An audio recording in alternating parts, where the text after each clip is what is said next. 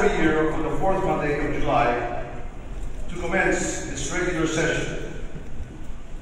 I hereby call the third regular session of the 19th Congress to order. For the convening of the Congress of the Philippines for its first regular session once a year, the first session of the third regular session of the Senate in the 19th Congress of the Philippines. It is hereby called to order. May I ask Senator Amy to kindly lead the chamber in prayer. Nakayuko kaming lahat ng aking mga kababayan bilang tanda ng aming lubos na pasasalamat at pagmamahal sa iyong kadakilaan.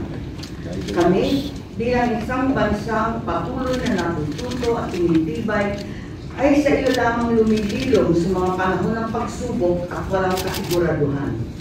Bigyan mo po ang inyong Senado ng biyaya ng karunungan upang unawain ang tunay na kalagayan ng aming lipunan. Bigyan mo po kami ng katapangan upang maipaglaban ng kapakanan at katotohanan para sa aming mga kapwa Pilipino, maging sino man ang katinggaling. Bigyan mo po sa amin ang puso at awa na aming mabigyan lunas ang kanilang mga daing at dalamhati. Pagkat labis ang paghihirap po ng aming mga kababayan, mataas ang presyo ng mga bilihin, higit sa lahat ang bigas. Marami pong nagugutom, maraming malungkot at nawawalan ng pag-asa. At gaya ko ng sinabi noon ng aking ama, for every tear of victory, igawan niyo po sa amin, Panginoon, ang tagumpay. Lalo na ngayon, napakaraming nagdurusa.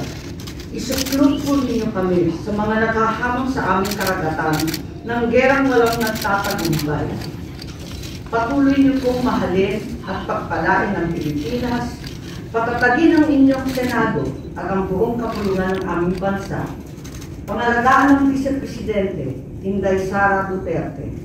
Pagtagumpayin ang mabubuting hangarin ng aking kapatid, ang Pangulong Bongbong Marcos, na mangibabaw sa mga mapangsariling nakapaligid sa kanya. At patuloy niyo pong kalingain ang sambayanang Pilipino. Amen.